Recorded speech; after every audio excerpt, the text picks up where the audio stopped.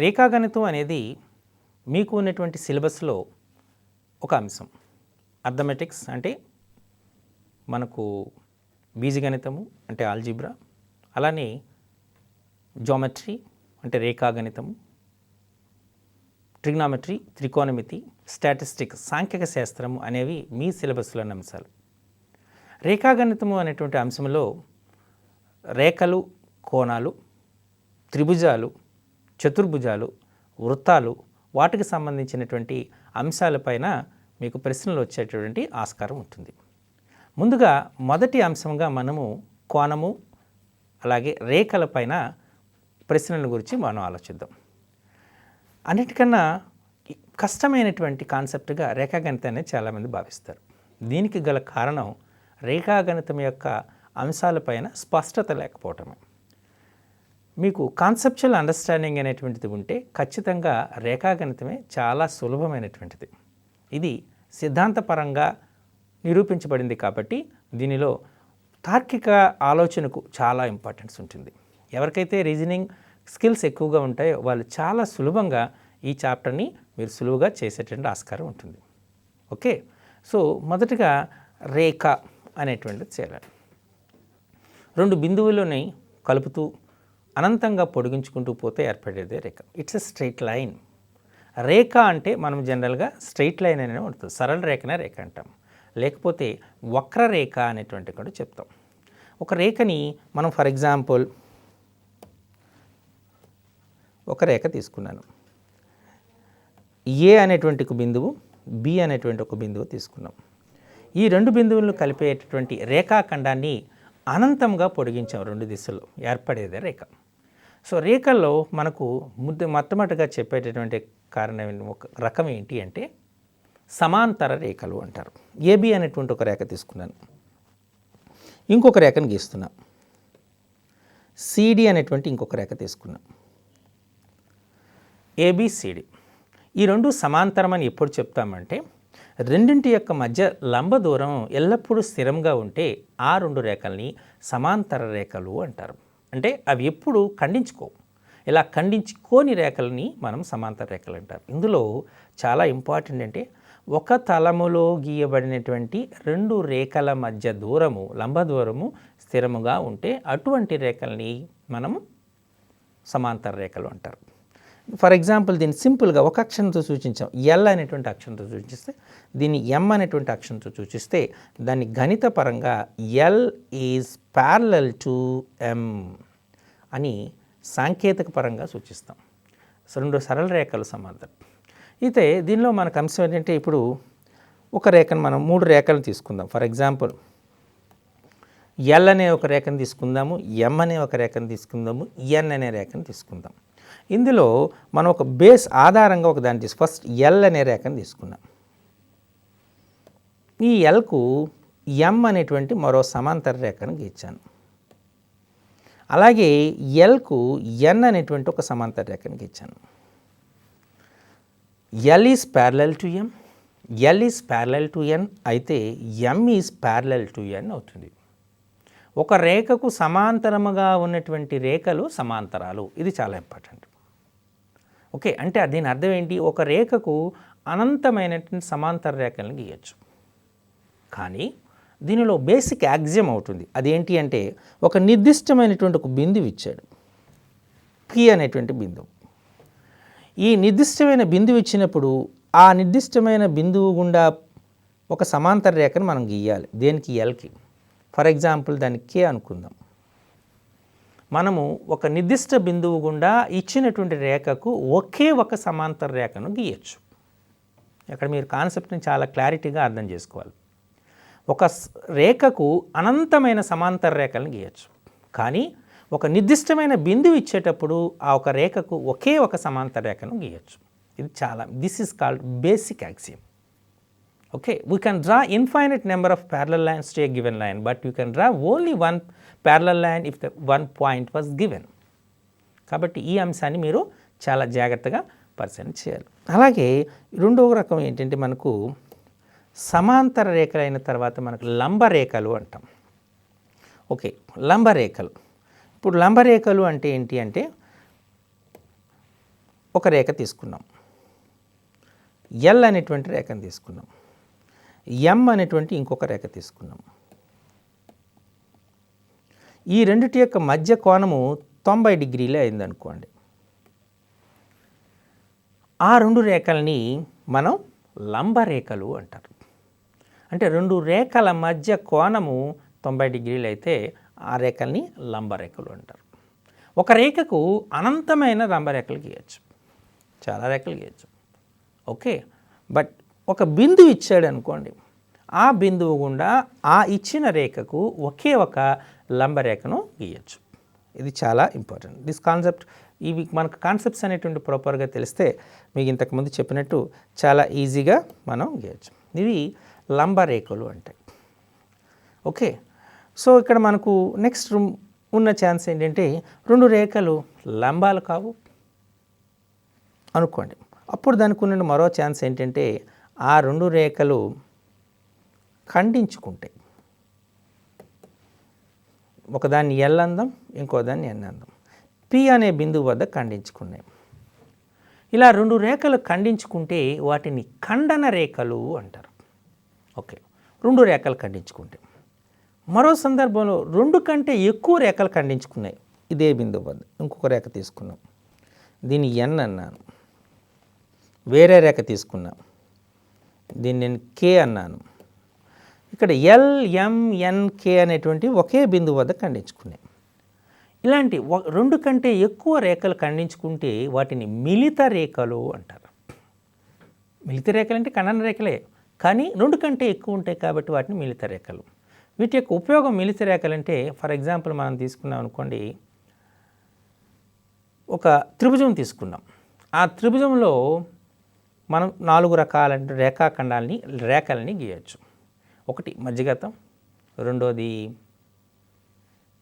శీర్ష కోణ అంటే కోణ సమద్విఖండన రేఖలు లేదా కోణ సమద్విఖండన రేఖలు, భుజాల లంబ సమద్విఖండన రేఖలు, ఓకే, లంబరేఖలు, ఉన్నతులు.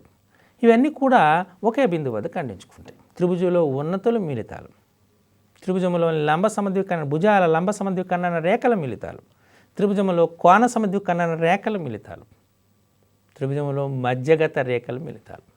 ఇక్కడ మిలితము అనే పదం వాడుతున్నాం. మిలితము అంటే అర్థం ఆ రేఖలు ఒకే బిందువు వద్ద ఒకే ఉమ్మడి ఖండన బిందువుని కలిగి ఉంటాయి అని అర్థం. వీటిని మిలిత రేఖలు అంటారు.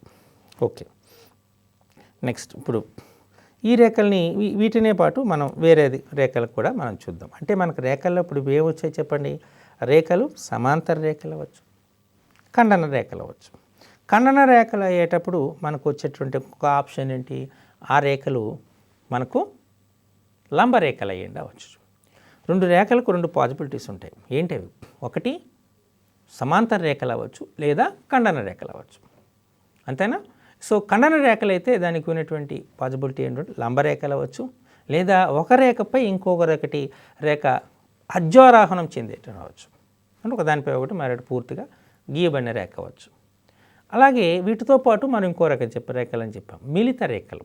సో మిలిత రేఖలు అంటే మనం చెప్పాం కదా, రెండు కంటే ఎక్కువ రేఖలు ఒకే బిందువు వద్ద ఖండించుకుంటే వాటిని మిలిత రేఖలు అనేటువంటి సందర్భం కూడా ఉంది. సో ఇవి మనకు రేఖల్లో వచ్చేటటువంటి రకాలు. అలాగే వేరొక పదం వాడుతాం మనం, ఏంటంటే రెండు సమాంతర రేఖలను తీసుకున్నాం. ఎల్ అనేటువంటి ఒక సమాంతర రేఖ, ఎం అనేటువంటిది సమాంతర రేఖ. ఎల్ అనేది ఒక రేఖ, ఎం అనేది ఒక రేఖ. సో ఈ రెండు సమాంతరం అనుకోండి, అప్పుడు ఒక రేఖను గీసాం, మనం ఖండించాం. దీన్ని ఫర్ ఎగ్జాంపుల్ ఎన్ అన్నాం. రెండు రేఖలని వేరు వేరు బిందువుల వద్ద ఖండించేటటువంటి రేఖని తిర్యగ్రేఖ అంటారు. ఓకే, ట్రాన్స్వర్స్, ఇంగ్లీష్లో అయితే ట్రాన్స్వర్స్ అంటారు, తిర్యగ్రేఖ అంటారు. ఈ తిర్యగ్రేఖ అనేటువంటిది ఇంకొక రేఖ. క్లియర్? ఓకే, సో ఇవి మనం జనరల్గా వాడేటువంటి రేఖలు. సో మనం ఈ రేఖల గురించి మరి కాస్త విపులంగా నేర్చుకునే ముందు కోణాల గురించి కాస్త నేర్చుకుందాం. రెండు రేఖలు ఖండించుకున్నాయి అనుకోండి, కోణం. అసలు రేఖాగణితంలో పదాలని రెండు రకాలుగా వర్గీకరణ చేశారు. ఒకటి నిర్వచిత పదాలు, రెండోది అనర్వచిత పదాలు. అంటే defined values, undefined terms. Undefined టర్మ్లో ఒక రకం ఒకటి అనేది కోణం. కోణానికి నిర్వచనం లేదు. రెండు కిరణాల సమ్మేళనాన్ని కోణము అంటారంట. అంటే కోణం మనం తీసుకున్నాం. ఫర్ ఎగ్జాంపుల్ కోణం అంటే ఇదొక కిరణం, ఇదొక కిరణం. ఈ రెండు కిరణాలు ఇదిలో ఈ రెండు ఓఏ అనేటువంటి ఒక కిరణం, ఓబి అనేటువంటిది ఇంకొక కిరణం. ఈ రెండింటి యొక్క సమ్మేళనం వల్ల మనకు కోణము ఏర్పడుతుంది. ఓకే, సో కోణము అంటే కోణము అనిర్వచిత పదం, దానికి నిర్వచనం లేదు, కేవలం మనం ఎక్స్ప్లెనేషనే చేస్తున్నాం. అయితే ఈ కోణంలో మనకు చాలా రకాలు ఉన్నాయి. కోణాన్ని ఒకదానికొకటి మనం కోణాన్ని ముందుగా నేర్చుకుందాం. కోణాల్లో మనకు ముఖ్యంగా వచ్చేటటువంటిది మొదటిగా విత్ రెస్పెక్ట్ టు ఒక వృత్తం తీసుకున్నాం అనుకోండి. వృత్త కేంద్రం వద్ద మనకు 360 డిగ్రీల కోణం ఉంటుంది. ఈ 360 డిగ్రీల కోణాన్ని సంపూర్ణ కోణము అంటారు. 360 డిగ్రీల కోణాన్ని సంపూర్ణ కోణము అంటారు. ఓకే, ఇప్పుడు మనం ఈ 360 డిగ్రీలని 4 సమాన భాగాలు చేసామనుకోండి. ఒక్కొక్క భాగాన్ని మనము 90 డిగ్రీలు అని చెప్పచ్చు, అంతేనా? 90 డిగ్రీలు. ఈ 90 డిగ్రీలని మనం లంబ కోణము అంటారు. 90 డిగ్రీలని లంబ కోణం. 90 డిగ్రీలను అనుసరించి మనం 2 పదాలను వాడుతున్నాం. 90 డిగ్రీలని లంబ కోణము అంటారు.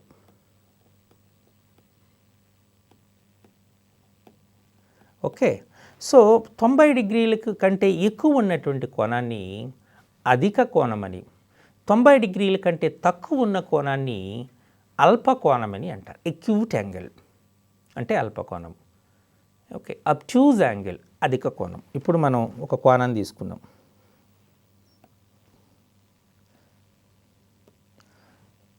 కదా, ఇక్కడ మనం తీసుకుంటే ఫర్ ఎగ్జాంపుల్ ఈ కోణం తీసుకున్నాం.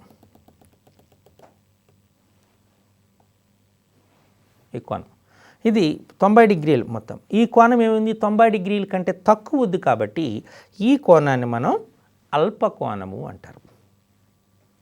0 కంటే ఎక్కువ, 90 డిగ్రీల కంటే తక్కువ ఉన్న కోణాన్ని అల్పకోణం అంటారు. 30 డిగ్రీలు అల్పకోణం, 45 డిగ్రీలు అల్పకోణం, 60 డిగ్రీలు అల్పకోణం, 89 డిగ్రీలు అల్పకోణం, 1 డిగ్రీ అల్పకోణం. ఓకే, సో 90 డిగ్రీలు అయితే లంబకోణం అంటారు. ఇప్పుడు మనం ఈ కోణాన్ని ఫర్ ఎగ్జాంపుల్ ఇలా వచ్చేసుకో.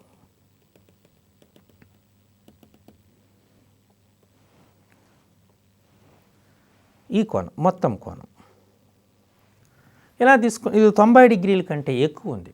90 డిగ్రీల కంటే ఎక్కువ ఉంటే 90 డిగ్రీల కన్నా ఎక్కువ, 180 డిగ్రీల కంటే తక్కువ ఉన్నట్టు కోణాన్ని అధిక కోణము అబ్ట్యూజ్ యాంగిల్ అంటారు. ఓకే, ఫర్ ఎగ్జాంపుల్ 120 డిగ్రీలు, 130 డిగ్రీలు, 145 డిగ్రీలు, 160 డిగ్రీలు, వీటిని మనము అధిక కోణము అంటారు.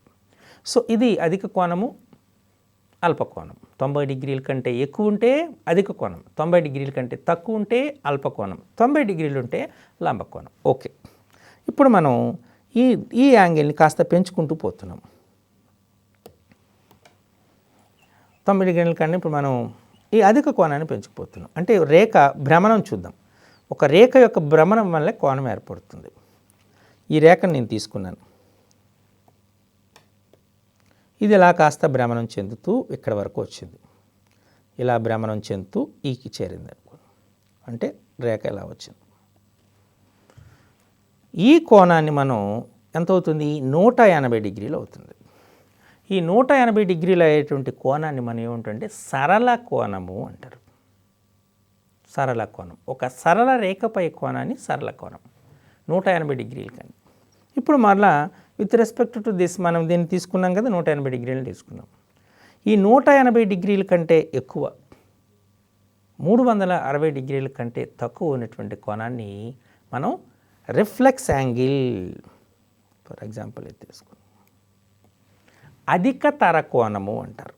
ఈ కోణాన్ని మనం అధిక తర కోణము అంటారు. రిఫ్లెక్స్ యాంగిల్ అనేటువంటిది అంటారు. సో మనం ఇక్కడ కోణాలకి చాలా పదాలు వచ్చినాయి మనకు. ఏ పదాలు వచ్చాయి చెప్పండి? అధిక కోణము, అధిక తర కోణము, అల్ప కోణము, సరళ కోణము, సంపూర్ణ కోణం.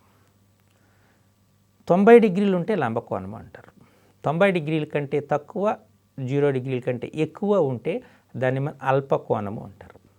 90 డిగ్రీల కంటే ఎక్కువ 180 డిగ్రీల కంటే తక్కువ ఉన్నదాన్ని అధిక కోణం అంటారు. 180 డిగ్రీల కంటే ఎక్కువ 360 డిగ్రీల కంటే తక్కువ ఉండేదాన్ని అధిక తర కోణము రిఫ్లెక్స్ యాంగిల్ అంటారు. 360 డిగ్రీల కోణాన్ని సంపూర్ణ కోణం అంటారు.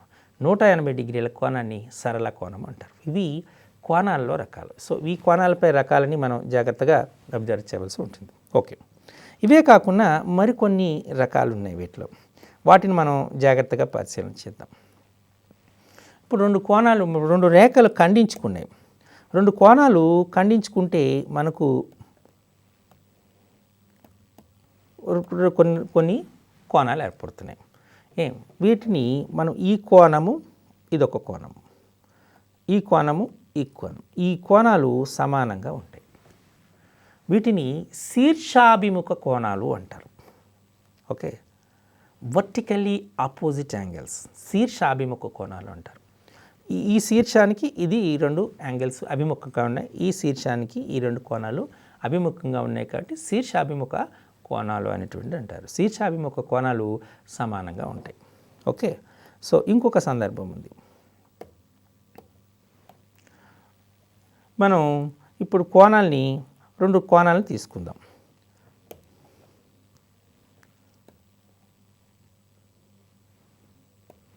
ఓకే, ఈ కోణం తీసుకుందాం. ఇదొక కోణము, ఇదొక కోణము. ఇక్కడ మనం దీన్ని తీసుకున్నాం అనుకోండి,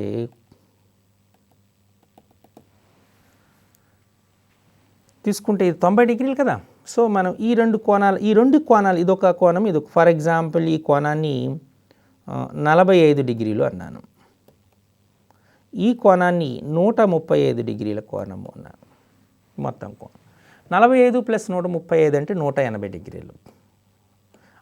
ఈ రెండు కోణాల మొత్తము 180 డిగ్రీలు అయింది. ఈ 180 డిగ్రీలు అయింది కాబట్టి వీటిని మనం ఏమంటామంటే వీటిని లీనియర్ పెయిర్,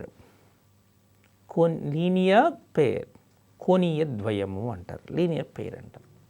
ఇందులో మనకు ఇంకా ఇంపార్టెన్స్ ఉంది. ఈ రెండు కోణాలకి ఒకే ఉమ్మడి భుజం ఉంది. ఒక కోణానికి ఉన్నటువంటి ఉమ్మడి బిందువుని కోణ శీర్షము అంటారు. ఆ కోణం యొక్క రెండింటిని మనం కోణ భుజాలు అంటారు. అయితే మనం ఈ కోణం తీసుకుందాం. ఫర్ ఎగ్జాంపుల్ నేమింగ్ పెట్టాను అనుకోండి, ఓఏ, ఓబి, ఓసి అని పెట్టాను. యాంగిల్ ఏఓబి, యాంగిల్ సిఓబి తీసుకున్నాం. సో ఈ రెండు కోణాలు తీసుకున్నాం అనుకోండి, ఓబి అనేటువంటిది ఉమ్మడి భుజం, ఉమ్మడి శీర్షము కూడా.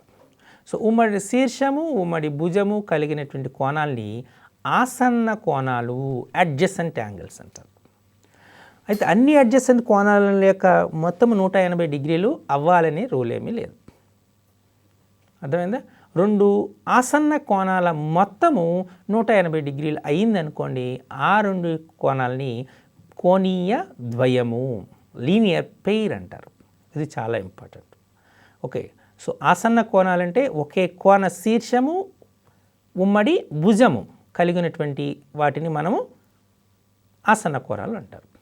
రెండు ఆసన్న కోణాల మొత్తము 90 డిగ్రీలు, సో 180 డిగ్రీలు అయితే వాటిని మనము కోణీయ ద్వయము, లీనియర్ పెయిర్ అంటారు. ఇది మనం చాలా జాగ్రత్తగా గుర్తుపెట్టుకోవాలి. ఓకే, అలాగే మనకు కోణాలు, మనం మరికొన్ని కోణాల యొక్క లక్షణాన్ని జాగ్రత్తగా పరిశీలిద్దాం.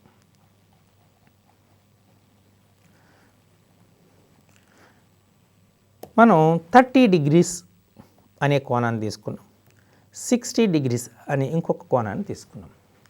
30 + 60 ఎంత అయింది మనకు? 90 అయింది.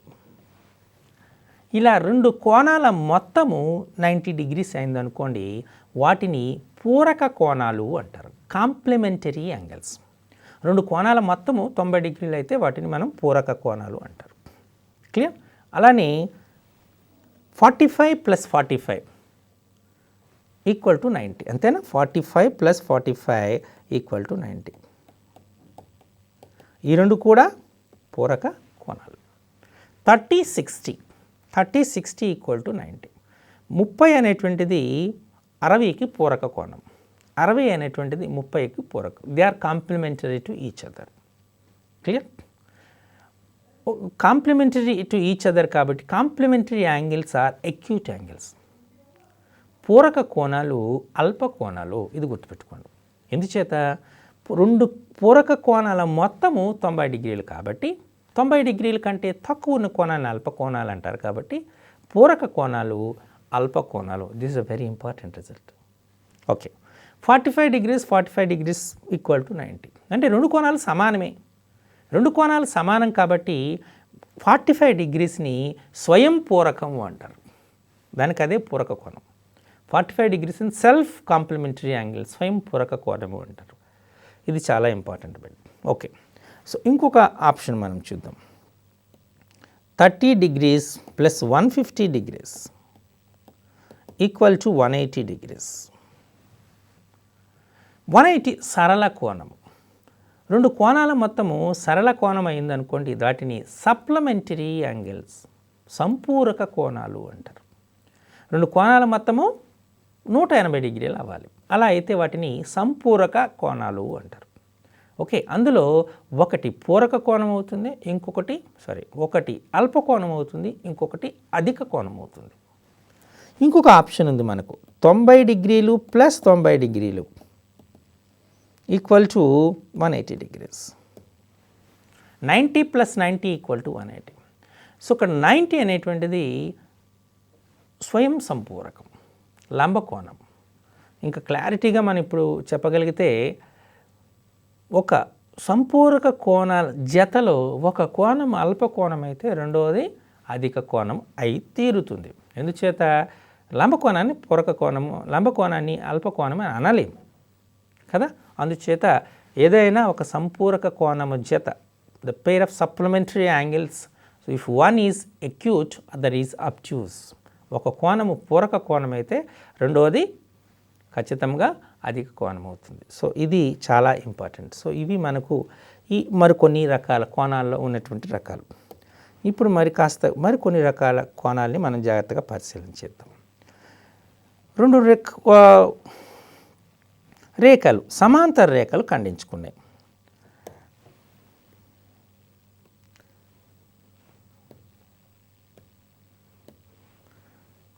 ఇది ఎల్ అనేది తీసుకున్నాం, దీన్ని ఎం అని తీసుకున్నాం. దీనికి ఎన్ అనేటువంటిది ఒక తిర్యక రేఖ. సో మనకి ఇక్కడ కోణాలు అనేటువంటి ఏర్పడుతున్నాయి. ఇక్కడ ఒక కోణం ఏర్పడుతుంది, ఇక్కడ ఒక కోణం అవుతుంది. ఇది ఫర్ ఎగ్జాంపుల్ దీన్ని ఏ అందాము, దీన్ని బి అందాము. ఏబీలను మనము ఏమంటామంటే ఏ కామా బి, వీటిని మనం జనరల్గా మనం అనేటువంటి కోణం, ఈ కోణం పేరు చెప్పగలుగుతారా? వీటిని ఏబీలని కరస్పాండింగ్ యాంగిల్స్ అంటారు. కరస్పాండింగ్ యాంగిల్స్ అంటారు. అలాగే ఫర్ ఎగ్జాంపుల్ ఇప్పుడు ఇంకో కోణం తీసుకున్నాం, కరస్పాండింగ్ యాంగిల్స్. ఇప్పుడు ఈ కోణం తీసుకున్నాం, దీన్ని సి అన్నాను, దీన్ని బి అన్నాను. సి అండ్ బిని కూడా వాటిని మన ఆల్టర్నేట్ యాంగిల్స్ అంటారు. అర్థమైందా? ఏబీలని కరస్పాండింగ్ యాంగిల్స్ అంటారు, సిబీలని మనం ఆల్టర్నేట్ అంటారు, ఏకాంతర కోణాలు. ఏకాంతర కోణాలు అని అంటారు. Corresponding angles are equal, alternate angles are equal. రెండు రేఖలు, సమాంతర రేఖలను ఒక తిర్యక రేఖ ఖండిస్తే కరస్పాండింగ్ యాంగిల్స్ ఆర్ ఈక్వల్ అనేటువంటి చెప్తాం. అలాగే ఆల్టర్నేట్ యాంగిల్స్ ఆర్ ఈక్వల్ అని చెప్తాం. క్లియర్? లేదా one pair of corresponding angles are equal, then the lines are parallel. Converse also true. If one pair of alternate angles are equal, then the angles, of course, the lines are parallel అని మనం స్టేట్మెంట్ని చెప్తాం. So this is very very very important. Clear? So కాబట్టి మనం వీటిని solve చేసేటప్పుడు మనం సమాంతర రేఖలపై, ఈ కోణాలపైన కొంత అవగాహన అనేటువంటిది పూర్తిగా వస్తే ఈ కోణాలపైన వచ్చేటటువంటి లెక్కల్ని చాలా సులభంగా, చాలా ఈజీగా మనం సాల్వ్ చేయొచ్చు. క్లియర్? సో ఇప్పుడు మనం కొన్ని కోణాలని మనం చూద్దాం, వాటిని ఎలా చేస్తామంటే కొన్ని లెక్కల్ని జాగ్రత్తగా మనం పరిశీలన చేద్దాం. చేస్తే మనకు ఎలా చేయొచ్చు అనేటువంటిది చూసి, ఇటువంటి క్వశ్చన్స్ మనకు ఎగ్జామ్లో వస్తాయి, వాటిని ప్రాక్టీస్ ఎలా చేయాలి అనేటువంటిది మనం ఇప్పుడు పరిశీలిద్దాం. ముందుగా మనకు ఇంతకుముందు పరీక్షల్లో ఇచ్చినటువంటి కొన్ని క్వశ్చన్ని మనం జాగ్రత్తగా పరిశీలన చేస్తే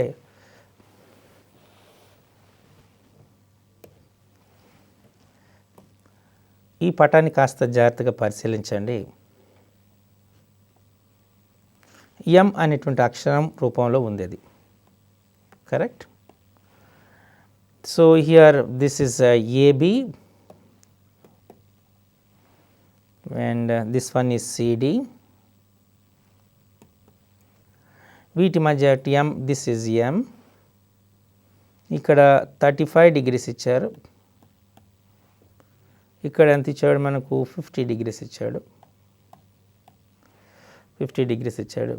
అయితే మనకు కావాల్సిన కోణం ఏంటంటే ఈ కోణం కావాలి. ఈ కోణం ఎంత అన్నాడు. ఇది మనకు ఇచ్చినటువంటి ప్రశ్న. ఈ ప్రశ్న మనం ఎలా సాల్వ్ చేద్దాము అనేటువంటిది జాగ్రత్తగా పరిశీలించేద్దాం. ఇచ్చిన కండిషన్ ఏంటంటే AB is parallel to CD. Okay, so AB is parallel to CD. So మనం దీన్ని మీకు 2 మెథడ్స్లో చెప్దామనే ప్రయత్నం చేస్తున్నాం. ఒకటి, ఈ రూపంలో ఉన్నటువంటి దాన్ని మీరు ఆన్సర్ చూసిన వెంటనే వేసుకోవచ్చు. ఎలా అంటే ఇది 50 degrees, ఇది 35 degrees, కాబట్టి ఈ కోణము ఇది 50, ఇది 35, కాబట్టి ఈ కోణం 85 అవుతుంది. ఇది నా ఆన్సర్ డైరెక్ట్. యాక్చువల్లీ ఏ విలువలు ఇచ్చినా ఆ రెండింటిని కలిపి వేసేసారు. చేసే పద్ధతి చెప్తున్నాం. ఒక సమాంతర రేఖను గీయండి, దీన్ని ఎల్ అనండి. ఓకే, ఈ కోణము 2 భాగాలకు విడిపోతుంది. అది తెలియదు కదా, ఒక దాన్ని ఎక్స్ అందాము, ఇంకో దాన్ని వై అందాం. ఈ కోణాన్ని వై, ఇది ఈ కోణాన్ని ఎక్స్ అందాం, కరెక్ట్. ఇప్పుడు ఈ ఎక్స్ ఈజ్ ఈక్వల్ టు 50 అవుతుంది, అంతేనా. ఎక్స్ ఈక్వల్ టు 50 ఎందుచేత? ఆ రెండు ఏకాంతర కోణాలు, ఆల్టర్నేట్ యాంగిల్స్. అలాగే ఇప్పుడు మనం y ఈజ్ ఈక్వల్ టు 35 అవుతుంది. కాబట్టి m కావాలనుకుంటే అప్పుడు ఏమవుతుంది? m is equal to BMD లేదా angle BMD is equal to ఏమవుతుంది? మనమే ఆ కోణాన్ని x అండ్ y అనే 2 కోణాలుగా విడగొట్టాం. సో x ప్లస్ y అవుతుంది, అంటే 50 ప్లస్ 35 85. సో ఆ కోణం ఎంత అయింది? 85 degrees కోణం అయింది, అంతే. ఇది మనం సింపుల్గా కోణాన్ని చెప్పచ్చు. అర్థమైందా? ఓకే. సో మనం ఇంకొక సమస్యను చూద్దాం ఎలా ఉంటుంది, ఇది ఎలా చేయొచ్చు. ఇప్పుడు ఈ డయాగ్రామ్ ఇలా ఉంది కదా, ఈ డయాగ్రామ్ని మనం వేరే రూపంలో మారుద్దాం. అలా మార్చేటప్పుడు ఎలా వస్తుంది, వచ్చేటప్పుడు మనం ఎలా సాల్వ్ చేయాలి. సో ప్రతిదానికి నేను ఒక సింపుల్ టిప్ చెప్తాను, దాన్ని ఆధారంగా మీరు సులభంగా చేయొచ్చు. కొంత ఆలోచన జ్ఞానం ఉంటే, లేదా అంటే మీకు మ్యాథ్స్ బ్యాక్గ్రౌండ్ కానప్పుడు మ్యాథ్స్ని తప్పు చేస్తాము అనేటువంటిది మీరు అనుకుంటే, ఆ సందర్భాల్లో మీరు ఎలా సాల్వ్ చేయొచ్చో చూడవచ్చు. ఇప్పుడు ద డయాగ్రామ్ ఇలా ఉందనుకోండి.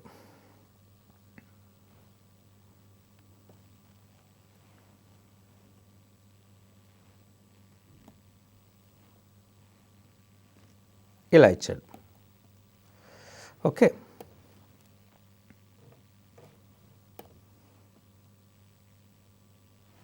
ఇలా ఇచ్చాడు. సో ఇది ఏ,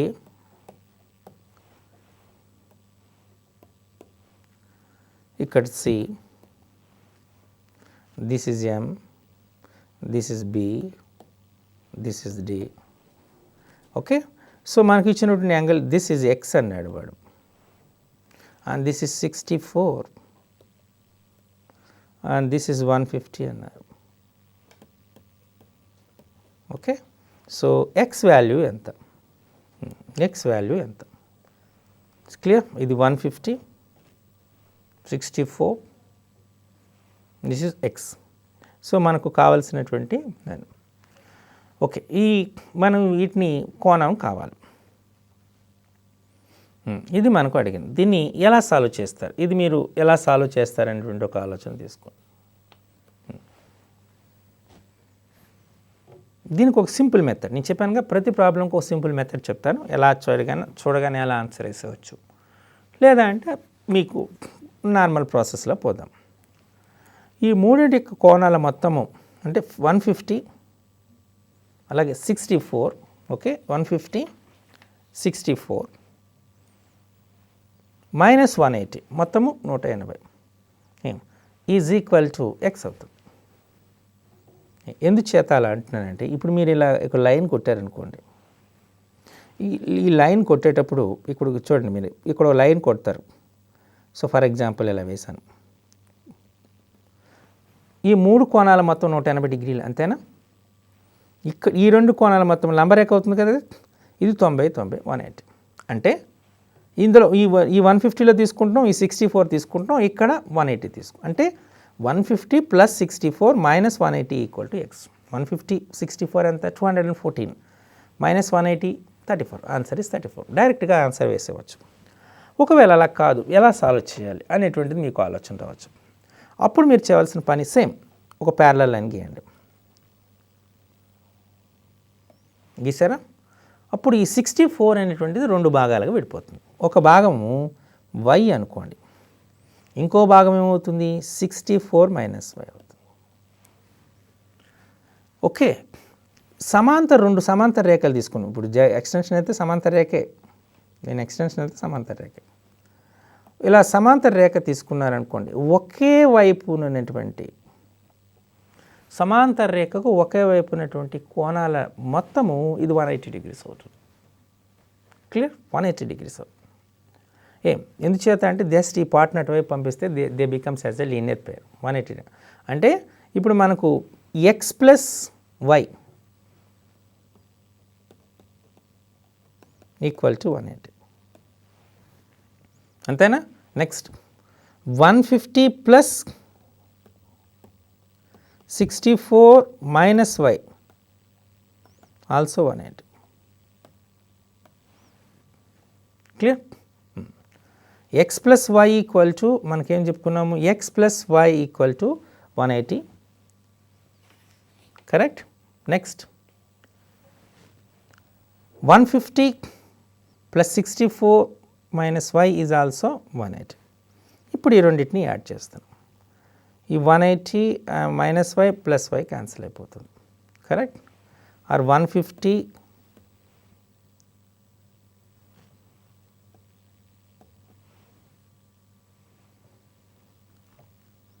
+ 64 + x is equal to 360. is equal to 360. కాబట్టి అప్పుడు మనకేమవుతుంది? 360.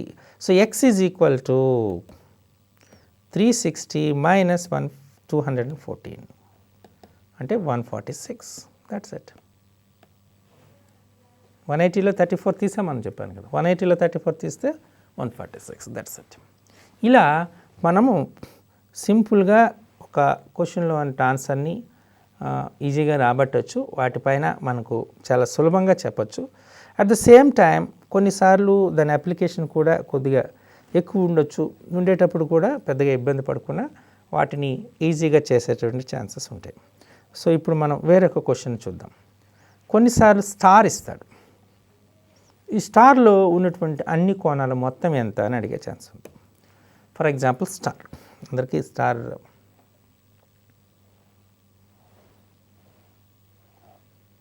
ఇది ఇచ్చాడు, ఒక స్టార్ ఇచ్చాడు.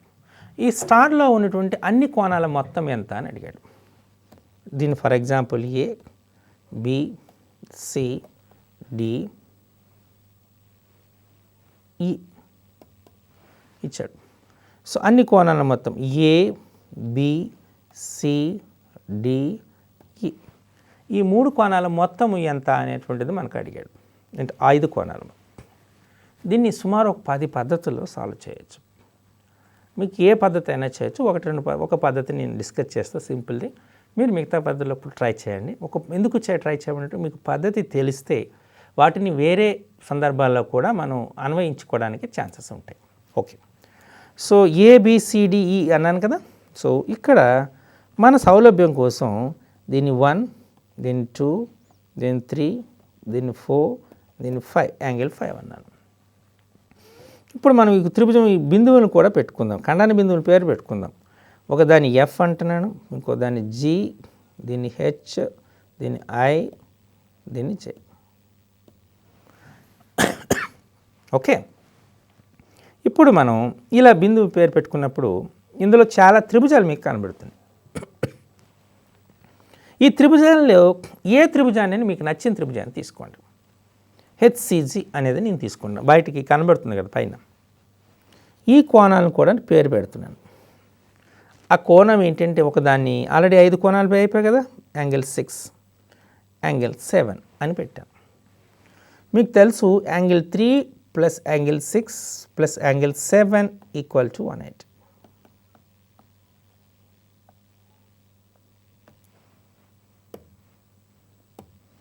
త్రిభుజంలోని 3 కోణాల మొత్తము 180 డిగ్రీలు.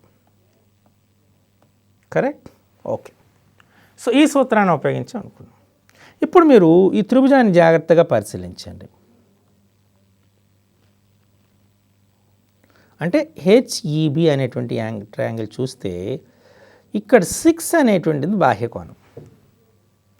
ఒక సంబంధం ఉంది. బాహ్యకోణం ఏంటి? బాహ్యకోణము ఒక త్రిభుజంలో బాహ్యకోణము దాని అంతరాభిముఖ కోణాల మొత్తానికి సమానం. అంటే angle 6 is equal to angle 5 plus angle 2. Angle 6 equal to angle 5 plus angle 2. అలాగే ఇంకొక త్రిభుజాన్ని తీసుకుంటున్నాం, 7 కావాలి కాబట్టి డిఏజి ఇది తీసుకున్నాం. ఇక్కడ మనకు 7 అనేటువంటిది బాహ్యకోణం. So angle 7 is equal to ఈ 7కి అంటే యాంగిల్ 7కి బాహ్యకోణానికి అభిముఖ కోణాలు ఏంటి? ఇది 4, ఇది 1. Angle 4 plus angle 1. Clear? Okay. ఇదే విలువని ఇందులో ప్రతిక్షేపం చేస్తున్నాను. యాంగిల్ 3నే వేస్తున్నాం, ఎందుకంటే దానికి వేరే కోణం ఏం లేదు. Angle 6 angle 5 plus angle 2. Correct? Angle 7 angle 4 plus angle 1.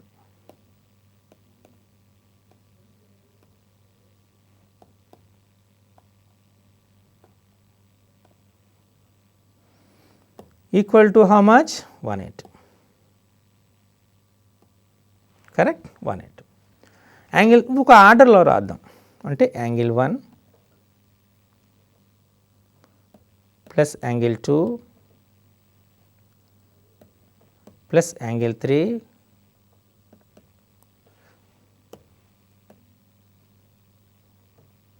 Okay. Angle 1 plus angle 2 plus angle 3 plus angle 4 plus angle 5 equal to how much? 180 degrees.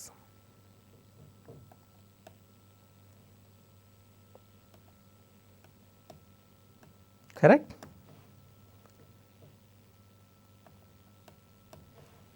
So సింపుల్గా మనం ఏం చెప్పొచ్చు? Angle 1 plus angle 2 plus angle 3 equal to 180. ఇది మనం చెప్పే chances ఉన్నాయి. 180 degrees. Correct? So సింపుల్గా మనం ఇక్కడ చెప్పేటటువంటి కాన్సెప్ట్ ఏంటంటే, చూడగానే ఆ త్రిభుజం, ఆఫ్ కోర్స్ త్రిభుజము అంటే ఇక్కడ మనం త్రిభుజాకృతులు ఎక్కువ ఉన్నాయి. ఆ స్టార్ యొక్క మెజర్మెంట్ ఎంత ఉన్నప్పటికీ కూడా దానిలోని ఈ 5 కోణాల మొత్తము 180 డిగ్రీలు అవుతుంది. సో ఈ రకంగా కొన్నిసార్లు మనకు అప్లికేషన్ క్వశ్చన్ ఇచ్చేటటువంటి ఛాన్సెస్ ఉంటాయి. చూడగానే మీరు దాన్ని ప్రాక్టీస్ చేయండి. దాని ప్రకారం ఏంటి అంటే సింపుల్గా ఆ క్వశ్చన్ని మనం ఈజీగా ఆన్సర్ చేసేటటువంటి ఛాన్సెస్ ఉంటాయి. So this is the most important. So మనం ఆ విషయాన్ని కాస్త జాగ్రత్తగా అబ్జర్వ్ చేస్తే కోణాలు పైన మంచి అప్లికేషన్ క్వశ్చన్స్ వచ్చే అవకాశం ఉంటుంది. కాబట్టి వాటిని మనం సులభంగా సాల్వ్ చేసేటువంటి అవకాశం. ఇందులో మీరు ఈ కరస్పాండింగ్ యాంగిల్స్, ఆల్టర్నేట్ యాంగిల్స్, అలాగే సో మిగతా కోణాలపై కూడా కొన్ని మంచి ప్రశ్నలు ఇచ్చే అవకాశం ఉంటుంది. కాబట్టి వాటిని మనం చాలా జాగ్రత్తగా అబ్జర్వ్ చేద్దాం. సో ఇప్పుడు మనం మరొక కోణాన్ని చూద్దాము. ఫర్ ఎగ్జాంపుల్ పటం ఇలా ఉంది అనుకుందాం. ఒకదాన్ని ఏబి అన్నాం, ఇంకో దాన్ని సిడి అన్నాం. క్లియర్? ఒక తిర్యక్ రేఖ ఇలాగ గీయబడింది. ఆ తిర్యక్ రేఖలో మీకు ఖండించుకున్నటువంటి బిందువు ఫర్ ఈఎఫ్ అనేటువంటి తిర్యక్ రేఖ తీసుకున్నాం. ఓకే, ఒక కోణము ఫర్ ఎగ్జాంపుల్ ఒక కోణం 40 డిగ్రీలుగా తీసుకున్నాడు. ఈ కోణాన్ని 40 డిగ్రీలు. ఓకే, ఈ కోణం జెడ్ అని పేరు పెట్టాడు. ఈ కోణాన్ని వై అన్నారు, ఈ కోణాన్ని ఎక్స్ అన్నారు. ఇప్పుడు అడిగినటువంటి ప్రశ్న ఏంటంటే ఎక్స్ వై జెడ్ విలువలను కనుక్కోవాలి. సో ఫస్ట్ మనం చూడవలసింది ఏంటంటే 40 ఈక్వల్ టు జెడ్ అవుతుంది. Z is equal to 40 degrees. కారణం చెప్పండి. Vertically opposite angles, correct. Angle Y is equal to angle Z అవుతుంది. కారణం, రీజన్ ఏంటి? Alternate angles. కాబట్టి మనకు angle Y is equal to ఎంత అవుతుంది? 40 డిగ్రీస్ అవుతుంది. Angle X plus angle Y is equal to angle X plus angle Y equal to 180 degrees అవుతుంది. కారణం ఏంటి? 180 డిగ్రీస్ అన్నాం. కారణం ఏంటి? Linear pair. సో అంటే X plus 140 is equal to how much? 180 degrees. అంటే ఎక్స్ ఈజ్ ఈక్వల్ టు ఎంత అవుతుంది? 40 డిగ్రీస్ అవుతుంది, కరెక్ట్. సో ఇలా మనం ఎక్స్ వై జెడ్ వాల్యూస్ని కనుక్కోవచ్చు. మీరు చాలా జాగ్రత్తగా అబ్జర్వ్ చేయండి. Very simple. Z is equal to 40 degrees. What is the reason? Vertically opposite, శీర్షాభిముఖ కోణాలు. శీర్షాభిముఖ కోణాలు కాబట్టి దాని విలువ సమానంగా ఉంటుంది. Angle Z equal to angle Y, alternate angles, ఏకాంతర కోణాలు.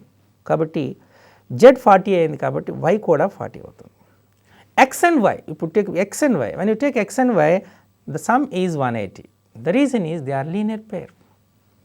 So x plus 140 equal to 180. So x equal to 40. ఇలా మనకు అన్ని కాన్సెప్ట్స్ని ఇన్వాల్వ్ చేసి కోణాల్లో ఉన్న అన్ని రకాల సంబంధాలని ఇచ్చి ప్రాబ్లం ఇవ్వడం జరుగుతుంది ఎగ్జామ్లో. వాటిని బేస్ చేసుకొని మీరు విలువలను కనుక్కోవాల్సి ఉంటుంది.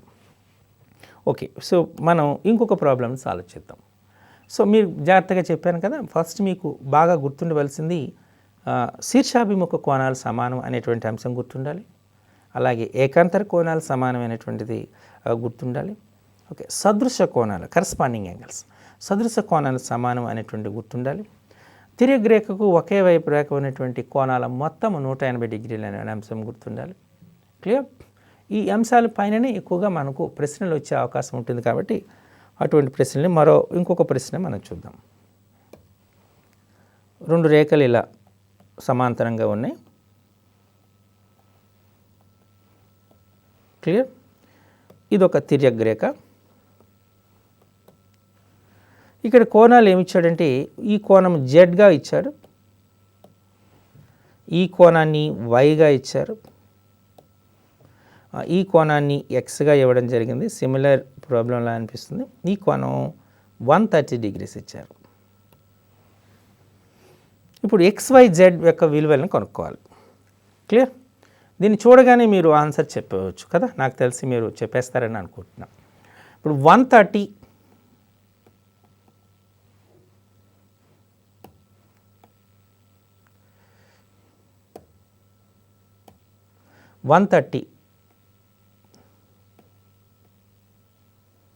Plus Z equal to 180. What is the reason? ఆ రెండు కోణాల మొత్తము 180 డిగ్రీలు, అవి linear pair. So Z is equal to 180 minus 130 అంటే 50. Z equal to 50. Angle Z is equal to angle Y, corresponding angle, సదృశ కోణాలు. So Y is equal to how much? 50 degrees. Okay, and y plus x is equal to 180. Means x is equal to how much? 180 minus 50, 130 degrees. So దీన్ని బట్టి మీరు చాలా క్లారిటీగా చెప్పగలుగుతారు. So X is 130, Y is 50 and Z is 50. So ఇలా మనకి ఇంతకుముందు ప్రశ్నలో ఆల్టర్నేట్ యాంగిల్స్ పైన ఇచ్చారు, ఇప్పుడు కరస్పాండింగ్ యాంగిల్స్ పైన క్వశ్చన్ వచ్చింది. సో 130 అండ్ జెడ్ అనేటువంటి రెండు కూడా మనకు లీనియర్ పేర్ అవుతుంది, కాబట్టి జెడ్ ఈక్వల్ టు 50 degrees అన్నాం. ఎక్స్ అండ్ వై తీసుకున్నారనుకోండి, ఎక్స్ అండ్ వై తీసుకుంటే ఆ రెండు కూడా లీనియర్ పేర్ అవుతుంది. అయితే Z is equal to Y కాబట్టి, జెడ్ ఈక్వల్ టు వై కాబట్టి వై విలువ కూడా 50 degrees అవుతుంది. ఫైనల్గా మనం ఎక్స్ వై జెడ్ వాల్యూస్ని కనుక్కోవచ్చు. సో ఈ రకంగా మనం చాలా ప్రశ్నలు వస్తాయి, ఈ ప్రశ్నల పైన మనం చాలా ప్రాక్టీస్ చేయాలి.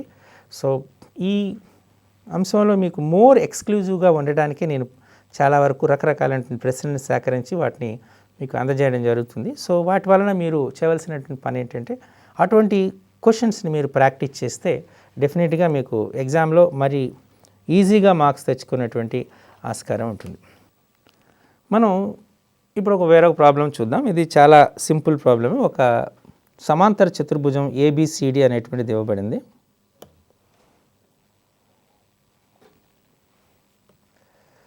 ఈ ఏబిసిడిలో ఇది A and this is B and this is C and this one is D. ఇక్కడ కోణాలు ఇవ్వబడ్డాయి. ఆ కోణాలు ఏంటి అంటే 3x + 15, 2x + 45 ఇలా రెండు కోణాలు ఇవ్వబడ్డాయి. ఎక్స్ విలువను కనుక్కోండి అన్నాడు. ఒక సమాంతర చతుర్భుజంలో అడ్జసెంట్ యాంగిల్స్ యొక్క మొత్తము 180 degrees అవుతుంది.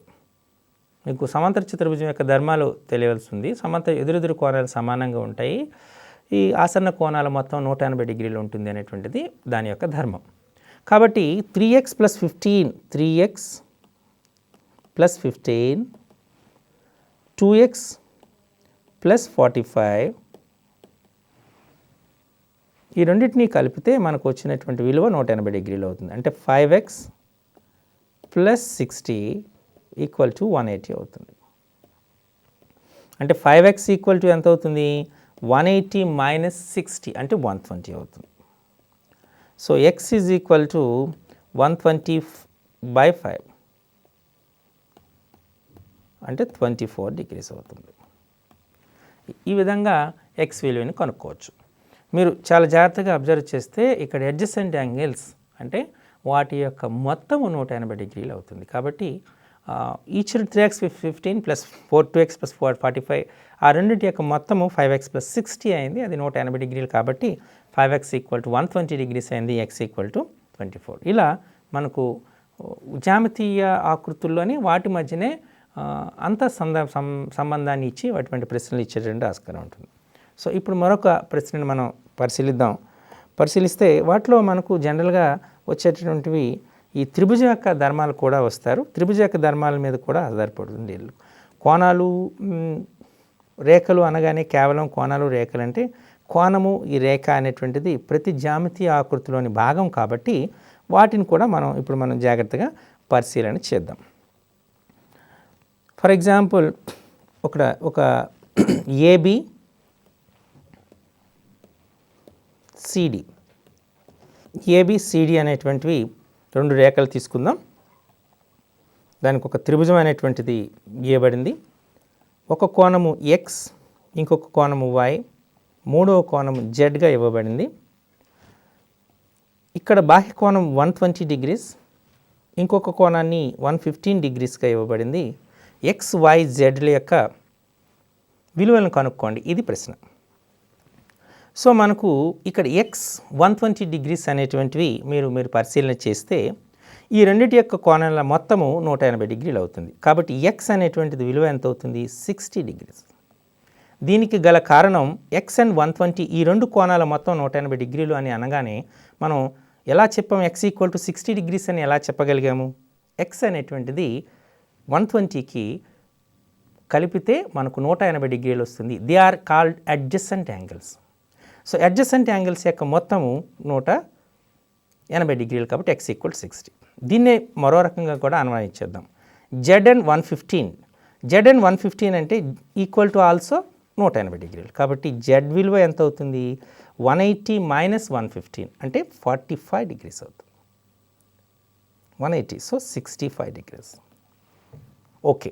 So X plus Y plus Z is equal to 180. ఒక సరళ రేఖ మీద కోణాల మొత్తము 180 డిగ్రీలు. ఇప్పుడు X plus Z is equal to ఎంత అవుతుంది మనకు 125 డిగ్రీస్ అవుతుంది. ఇది X plus Z. X plus Y plus Z equal to 180 degrees. కాబట్టి వై విలువ ఎంత అవుతుంది 180 మైనస్ 125 అంటే 55 డిగ్రీస్.